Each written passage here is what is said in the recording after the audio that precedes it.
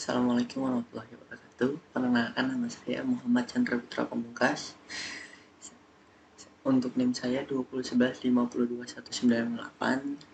Mata kuliah Teori Bahasa dan Otomata pertemuan 15. Oke, kali ini saya akan menjawab pertanyaan dari Bapak dosen. 1. Apa yang dimaksud dengan pushdown automata? Pushdown automata merupakan pengembangan dari EVA yang dilengkapi dengan stack sebagai tempat penyimpanan data terdiri dari himpunan state, alfabet input, simbol-simbol tumpukan atau stack, fungsi transisi, state awal, final state, simbol awal, tumpukan atau top stack. Proses berakhir bila semua input string telah dibaca. Bila berhenti di final state, maka string diterima.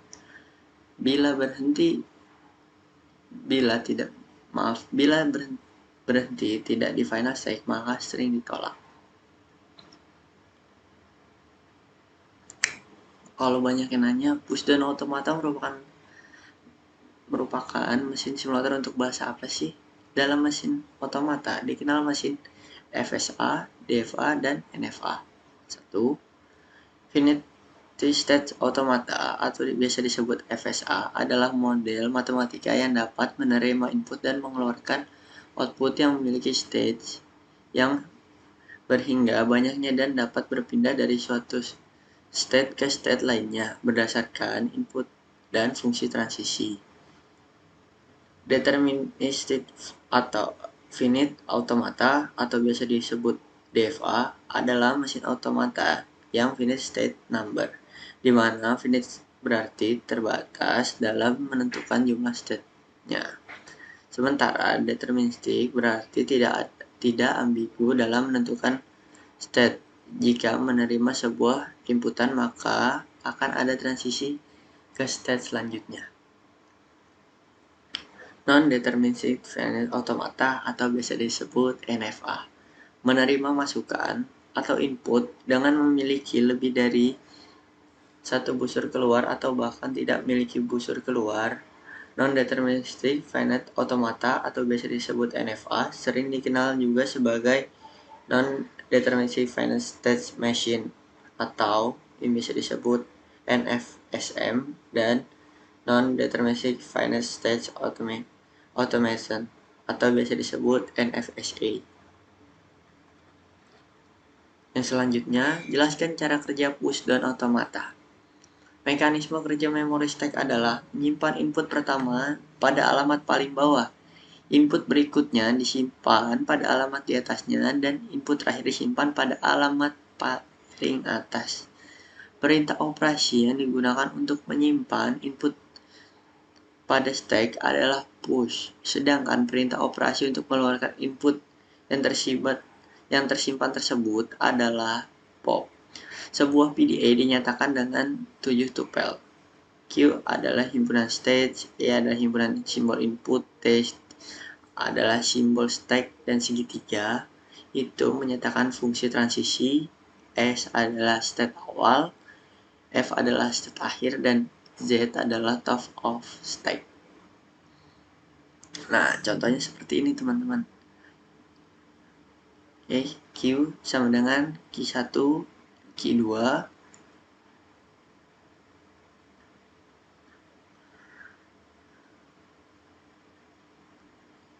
kurang lebih contohnya seperti ini ya teman-teman.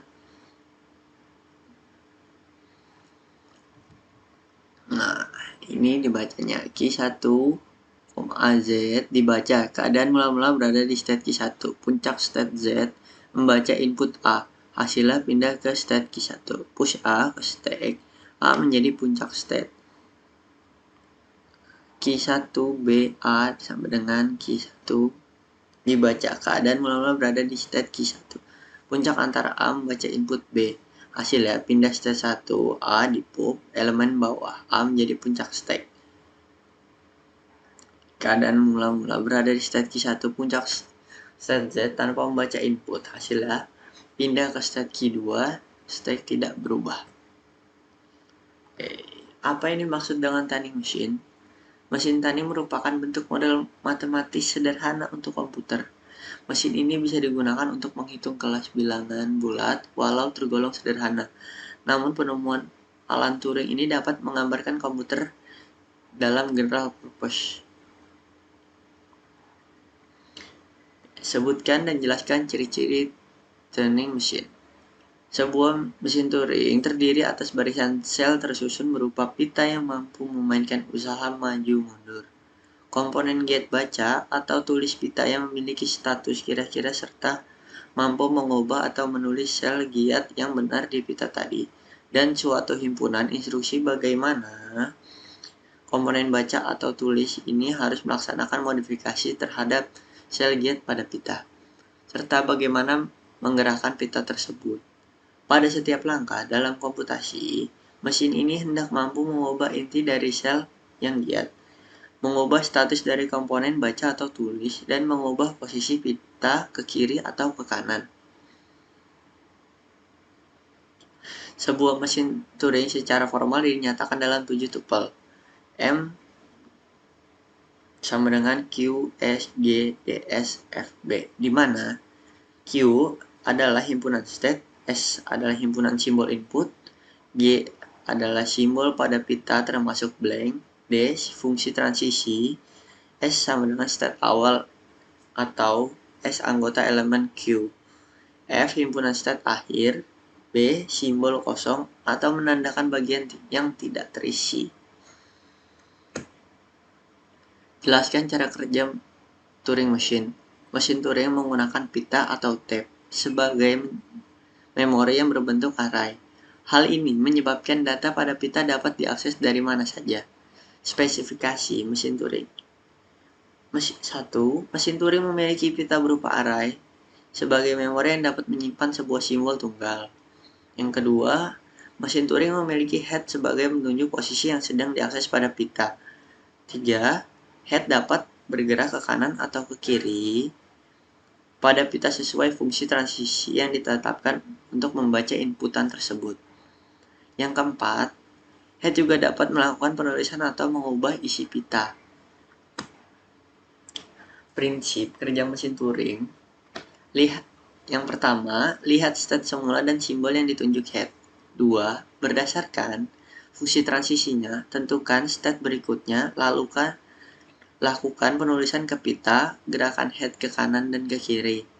Yang ketiga, bila dari pasangan state dan simbol yang ditunjuk tadi atau yang ditunjuk head tidak ada lagi fungsi transisinya, berarti mesin Turing berhenti. Yang keempat, bila mesin Turing berhenti di dalam state final atau F, berarti input diterima. Sebaliknya, jika mesin berhenti tidak pada state akhir, maka berarti inputan tersebut ditolak.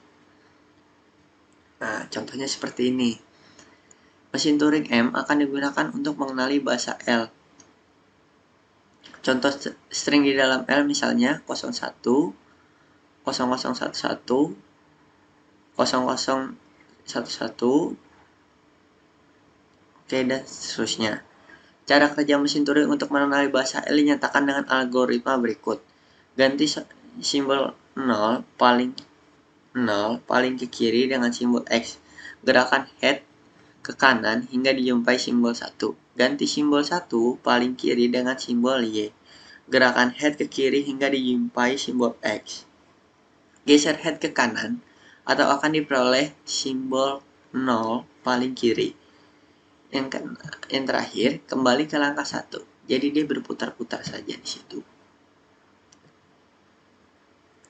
Jika pada saat bergerak ke kanan untuk mencari 1, mesin Turing menyumpai simbol B, maka berarti banyak 0. Lebih dari banyak 1. Kesimpulannya, string masukan tidak dikenali. Jika pada saat bergerak ke kiri, M tidak menjumpai 0 lagi, maka M memeriksa kembali apakah masih ada 1. Bila habis, maka string diterima atau dikenali. Jika sebuah string diterima atau dikenali, maka mesin Turing M berhenti untuk string yang tidak dapat dikenali atau ditolak. Ada kemungkinan M tidak berhenti atau looping. Jadi terus saja berputar. Nah, contohnya seperti ini, teman-teman. Jadi dia berputar dari X ke kanan ke Y, ke kiri lagi ke X, isi lagi X ke kanannya. Nah, ini untuk contoh selanjutnya sama saja.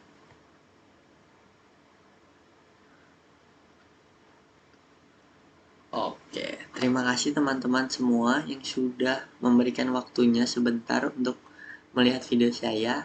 Dan jika ada yang mau melihat PPT ini, bisa